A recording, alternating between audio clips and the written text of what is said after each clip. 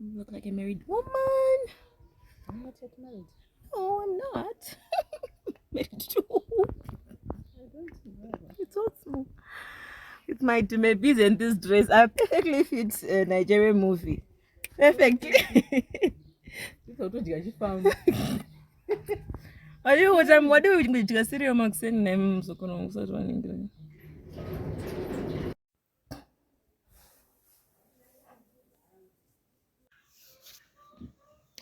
Hello again. So this is me. The 31st of December 2023, and this is my 7th episode on my testimony to the glory of Jesus concerning the accident that I had. First, I just want to thank God for this journey, and I know there is more to say. I just wanted to take time and walk through mentally on how it was and how it has been, and just pick up some stuff that I thought it can help someone, not only because you're in an accident or whatever setup, whatever situation, but my aim is to make the most out of the experience that I had. And if I had gone through it and I have learned something, it is not necessary for you to go through it also. Just picking up the lessons and just going to the next level of your life, knowing exactly what that lesson is, to me, that's important. If you look at me and then it does something to your life, then that is worth it, because at the end of the day, what we are living for is for the purpose of God. So today I'm going to talk about recovery. The reason why I did 2 consecutive videos was because I've learned for the past 2 days with the activities that I was having that I might not have time. Remember the episode on time? So it's important also that we learn when we have heard single or double incidences that teach us that, you know what, yeah, you want to do ABCD, but there is no time. So whenever you have it, use the time to do whatever that needs to be done, because you will never have the time at the end of the day. So yeah. So my last episode is going to be about recovery. I think this is going to benefit a lot of people, because it's not only sickness that you need to recover from. You need to recover from a lot of things. Some need to recover from mental disorders. Some need to recover from divorces. Some need to recover from a financial doldrums. Some need to recover from breakups. Some need to recover from, people need to recover in different senses. Some need to recover mentally, physically, spiritually. Some have backslidden and they need to recover. So recovery is not only for the sick. Recovery is for anyone, wearing any face, walking or not walking, sleeping on the bed, bedridden or physically fit. Recovery can cover a lot of things, and I just think these few lessons that I'm going to highlight, it's a very broad topic, but I'm just going to highlight according to my experience, and I hope at the end of the day you pick up these lines and then you apply them, and you'd see yourself going a step further um, in your own recovery journey. Because at the end of the day, I would want to tell you that your journey is different from the next person. No matter how much I'm going to share, I'm just going to share lessons that you can apply when you see suitable, because your journey is different from mine. But at the end of the day, the experiences that we get teach us differently depending on our nature and what God sees necessary to bring our way, to teach us the lessons we need to learn, to prepare us for the journey that is ahead of us that we don't even know.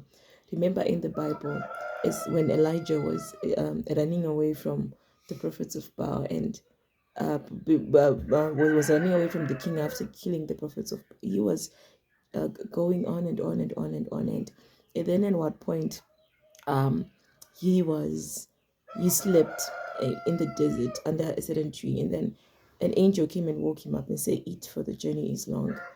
And then he slept again, and then the angel woke him and said, "Eat, for the journey is long." So we are on a journey. You are always, busy correcting or mending certain things in your life. And now and again, you need to eat. By eating, I mean you need to learn. You need to admit that you do not understand and you do not know everything. And you need to learn your way into the journey, your way into a certain season of your life, and know how best can I handle it. Of course, it will not be the same as the journey of the next person, but how did they do it? How can that apply to me? Does it add to me? You need to assess that and see if it applies to you, or you have your own journey by yourself. So one thing about recovery, the journey to recovery, is it's not a smooth journey. It's not a plus one plus one plus one. You can have a positive graph, and then in the next 2 3 weeks it's only going downwards. And sometimes you can't even say it, when people say, "How are you doing?" and you say, "It's getting worse," because you're also trying to keep a positive mind. So you're just saying, "It's getting better, it's getting better," yet your body is not responding in a positive way. That is recovery. It's an up and down, up and down. Sometimes down, down, down, down, and then up, up, up. But like what they say, whether it's going up or down, the direction should be positive. It's not always. Others in their journey to recovery, they even die, they pass away because maybe some part, besides their time, maybe some part of the recovery just destroys them, or they're even affected mentally and they cannot do it anymore. And their body just starts responding to their patterns of thinking, and before you know it, they are gone when you are even seeing positive recovery. So even if when the recovery is positive, it does not remove or disclaim the down days. It does not disclaim the pains. It does not disclaim the times when you are unable to do things that you were able to do yesterday. That's very possible. Although some people would say, but you're already speaking now, so you're getting better. You can move with it four-legged thing. Sometimes I would wake up and I couldn't even stand, even after experiencing that walk on the 12th. After that, I had to sort of like start again. Sometimes I couldn't do it, and then the next day I can walk. The next day I can't stand. I'm like, but then what happened? I remember the day when my left leg toe, the big toe, um, started to move. And some days later on, I was like, why did it move? Why could it not just wait and then move when it's ready to move continuously? Why the teasing? But what I've learned is it's not a one-day thing, it's not a smooth journey, and you need to admit that it's not a positive every day. You might have maybe a streak of positivity, but sometimes it will wake up and you wake up and your body saying, "No, you're not going anywhere, you're not stretching, you're not exercising, you're not doing what." It's just saying no. So on the journey to recovery, you need to be nice to yourself. You need to know and say, "No, today is not the day. Today, um, my body is not okay. Today, I can't do A, B, C, D." Because it doesn't mean you won't do it tomorrow. It doesn't mean you will no longer do it again in your life. But you are admitting that what the journey brings, and that in that day you are mentally incapable, you're physically incapable, and that's okay. It's okay not to be okay. The idea is, after you've seen yourself not being capable of doing ABCD, what is your mental state at that time? Are you saying you can do it again tomorrow, or you're saying, "That's it, I'm going down, it's not working"? So it's okay maybe to wake up unable to move, unable to do ABCD, but knowing that it's only for a moment. I will be getting better in days. I'll be getting better, in a few days. Right. Recovery is not a journey that only requires physical activity. Physical activity, yes, especially for me, I was bedridden. I couldn't sit, I couldn't walk, I couldn't stand. So I needed a physiotherapist who would come each and every day to help me, with the bed exercises, with the journey, say, "No, now the bed exercises, okay, we are moving to standing, we are moving to sitting, we are moving to, all those things," right? But recovery is a journey mostly traveled mentally. Mentally. Why? What do I mean by mentally? You need to desire to recover for you to recover. You need to prepare yourself mentally for recovery for you to recover, because as long as your mind is not working hand in hand with your body, so as much as your body can work, your mind will always pull you down. It will always cause derailment and regression to your progress. So it's a journey mostly traveled mentally and spiritually before it becomes physical. Because, like, just like what the word of God says, as a man think it's so easy. If you think yourself is unloved, if you think yourself is unhealthy, if you think yourself as incapable, if you think yourself as a person who is going down and who is not making any progress, I'm telling you, no matter how much progress you make, with that inability to recognize the smallest of the progresses you are making and that ungratefulness, it will cause you to regress. You will not move forward. You will not find change. You will not notice even the smallest miracles that you're going to experience in a day. Why? Because your mind will command what you say, will command your reaction to certain activities that are happening around you. So it is important that if it's the spiritual part, you are moving positive direction. You are not trying to be busy googling who did what, why am I in this state. You are busy focusing and putting your focus on God and say, I'm focusing on you. This you are all I have right now. I don't know whether my experience is because of a person or you need to be focusing on God. It's not about um trying to focus on because you have bad dreams, you will have trauma issues, you have to have a very strong mind. That you don't wake up with it. You need to be training yourself every time you experience a big slide in your mental capacity, mental strength. You think about something, you dream about something, you get some trauma issues, you fail to sleep, you get some water dreams and everything like that. You need to be able to know how to handle that so that you are able to at least notice, even when there's an up and down, it should be in the positive trajectory for your recovery. So it is a journey you travel mostly in your mind and your spirit before you travel physically, because you need the confidence. And if the confidence comes from up here, so if you're not confident that, no, yesterday I was able to stand, maybe today I can stand and raise my leg. Maybe today, when the physiotherapist say, no, raise your left hand, you'd be like, oh, this left hand doesn't work. Why is it? No, raise it. I remember my physiotherapist at one point when I was not able to sit, I would take a very long time to wake up, like just to be able to sit up straight. So by the time you get in, you just say, let's wake up. I'll be like, I only have 1 hour with you, and you're gonna just help me wake up and we do the physio thing, and then you go. But you sit, and watch me taking 15 minutes of the 1 hour just to sit up straight.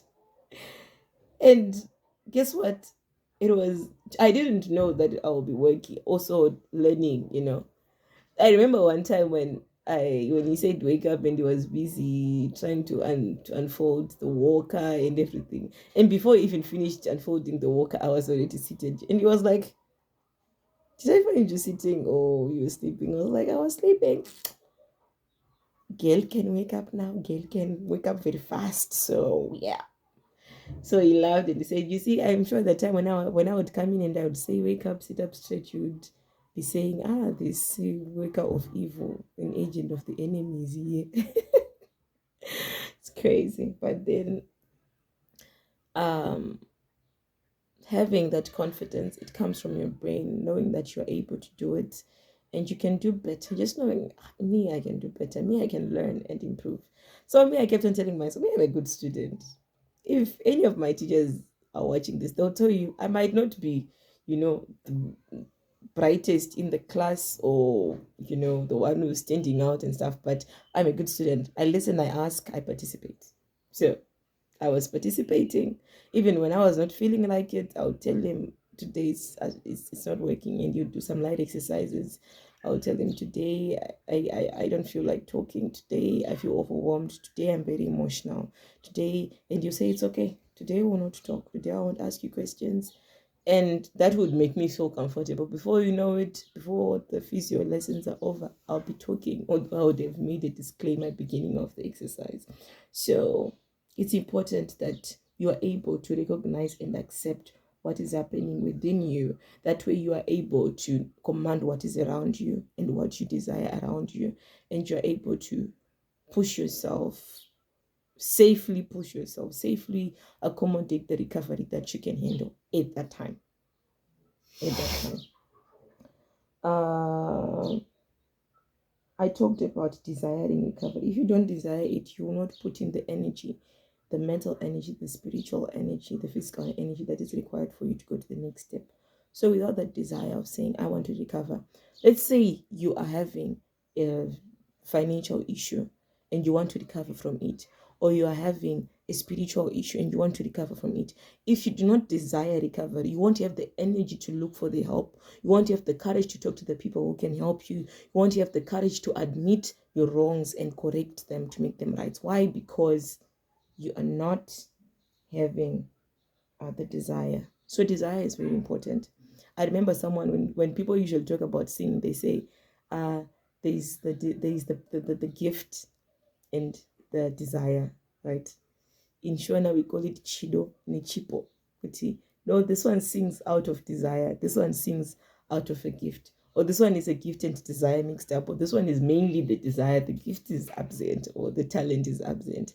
So when you are recovering, if you do not mix your desire with your need, your desire with your sorry with the lack of what is there. No, I'm desiring to have this because I'm lacking this. So for me to get this, I have to fulfill this desire by admitting that I don't have it, looking for the help that is needed, putting the effort that is required so that I can fulfill the need that I do not have. You need to handle pressure during recovery. You know, some pressure is built up without you even noticing, especially if you're having people who are seeing you every day or who are constantly checking up on you. I remember checking a certain conversation with someone, and just some few weeks I had said, I'm now using the walker, and that person checked on me, like, I think the other 2.5 weeks later on, and I was about to type, I'm now using the walker. I was like, I've already told that person I'm using a walker. Like, I'm still using a walker, like the walker. When am I going to stop using the walker? So it's that one is, and you don't even know that it's building up, but it will be building up and building up and building up, and you should be able to say it confidently and knowing good, to be able to notice the smallest of differences. Could know at this moment when I told you I was using a walker, I was taking 17 hours to get to the car. But now I'm using a walker and I take 30 minutes. Glory be to God. I'm using a walker and I can walk to the toilet back and forth. I can be awake and be moving up and down in this direction using a walker. Or I'm no longer using a walker. I'm not yet walking, but I'm now using a single clutch. So whenever you are able to notice those small differences, you reduce the pressure on recovery. Because imagine counting the number of months. I started using the walker on the 12th of October, moving outside the house, and I stopped using it, I think, the last week or first week, last week into first week of December, and then I started learning to use the single crash. And then in my head, I was like, okay, that was a bit long, God, month plus ish, the walker. But then it's only God's time that really heals. The issue of recovery goes also with time. You cannot put a time frame, especially my case was a neuro case. So you couldn't say this leg needs 7 stretches for it to. Neuro cases are different. According to neuro sessions, when you have a neuro case, you can just wake up tomorrow walking, and then the next day you can't walk anymore, because it's an issue of the nerves and the cells and everything that are a bit complex, and you don't know kuti this never raguma papi kuti it is what I saw, and this one, how long will it take to start coordinating, what really is really affecting it for it to coordinate. So yeah, that is one, the thing of handling pressure. You need to speak positively about your recovery. The moment you utter the words that are negative about your recovery. Someone is going to either support you about your point or try to just manage you. Manage you. Let's say someone says, how are you doing now? And you go like, ah, so it's it's hard, it's difficult, it's not easy, the journey is hard. Someone can say, yeah, it's hard, even my auntie, she took 3 years. After 3 years, she just started to talk. People are different, people are unique, and they have different stories to tell about how to recover. So when you put up a positive point, the person who's responding you give them a line not to cross. Say, you know what? Going in a positive direction right now. I'm getting better. They can only say so much about not getting better because you have already given them your perspective about yourself. So they just need to build up over that perspective and say, yeah, you're getting better. It's true. We once saw you were flat, not doing anything. Now you're able to do A, B, C, D. That's positive. So but then when you say, it's hard, they'll speak sort of like they're trying to save you from the mud of negativity and, start cleaning you up and then put you at a positive place. It's a lot of hard work, especially when you're talking to a person whose mind is still working, so, or whose mind even is not working properly. It's a lot of hard work because they'll also be resisting. They want to stay in the mud. They want to continue feeling sorry about themselves, and they want you to join them and rub their back and say, no, it's very hard. That's life. That's what happens. All that. Choke that person with positivity. Let them, when they remember you, let their mind go like, that person, okay. They're irritating, they're annoying, but then they're so positive, they're wishing me well. Not to think, when this person comes, you stay behind with a bucket of misery and frustration because of the kind of comments and words that they speak. But then it comes back to you. You draw the line. You are able to interrupt them while they're speaking. But you know what? Yeah, the pain is still there. But God has been good to me. I've been walking very well. I've been, someone can say, I know, someone had a heartbreak and they wanted to kill themselves, or someone did this and they wanted to give up on life. Someone lost a job and they start giving you all these bad examples. Or you can just stop them and say, yeah, those are those people. But, my story is different. Everyone has a different story. You should be able to draw a line when it comes to recovery, because any small talk, you will be shocked how far it will take a toll in your head. While people think that they are talking to you, you're in the same room, you'll be like in your own world, thinking about certain words that someone spoke about. Why? Remember, in my first episode, I spoke about vulnerability of being sick. You are vulnerable in all senses, especially in the sense of your thinking and the environment that you are in and the things that you're getting in, especially things that you're getting in spiritually, mentally, what you see, what you're hearing, what you're using with your senses. You get to dwell on that most of the time, because when people think that you're sleeping, when people think that you're resting, you're probably wide awake inside and just meditating and meditating, because that's all you have. That's the whole level of distraction that you have, despite others who then watch movies and listen to music and do ABCD. But there is a moment that you will not be doing anything, and those thoughts start coming now. And if they are positive, they leave you at a better place. If they are negative, they can only regress you or make you feel discouraged. So it's important for you to know your limits when it comes to recovery. As much as you are positive, you need to try out your thresholds and say, this is how far I can go. I know I want to go 7 steps ahead, but today is not the day. Tomorrow is not the time.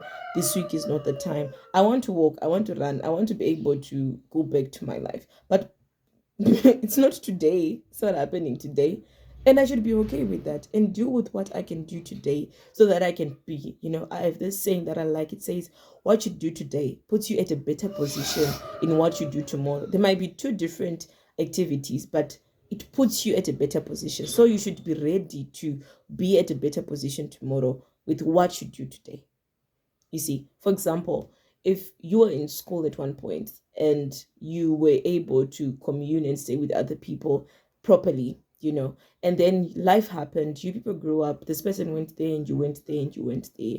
What the kind of relationship, the last words that you shared with each other, or the kind of help that you assisted each other with at that moment when you're still in school, can open a door for you 10 years later. That person can be sitting and say, where did this person go? What did they do? What did they do? What happened to the choices they made? They can even look for you just because of a kind act that you did a decade ago. So what you do in this moment really determines where you go and how you handle the next moment. It determines your position in tomorrow. So whatever you're going to do, even in a recovery journey, just remember that what you do in this moment puts you in a better position in the next moment. If you do it properly, if you do it well, if you do it wholeheartedly, if you put your best game to it, the next moment can only be a story. You will be in a better position mentally, better position physically. You will be in a better position socially, economically. So whatever opportunity you're going to get, whether it's an opportunity to talk to someone, or to look for help, or to address an issue in your life, remember that this should put you at a better position. This should put you at a better position. Whether you might see it working for you tomorrow or not tomorrow, maybe years to come, but your effort in today matters in your outcomes of tomorrow. As much as people don't want their decisions of today to affect their tomorrow, it's important that you change. So thank you for watching. For all those who are watching all the 7 episodes, I hope at the end of the day it's not about seeing Kundai and her recovery journey, but it's really about getting the help that you need and picking up the points that are important. There is more to say, but I just had to give this tribute to God and say, God, thank you for what you're doing in my life. Thank you for what you've done. I've seen you do wonders and great things, and I've so much more that I would need to say, but I'm excited of what God is ready to do in my life, and I'm excited about what God will do at the sound of this. I hope you pick up a point and use it and apply it and see the difference that it brings in your life. So have a good day. Happy New Year.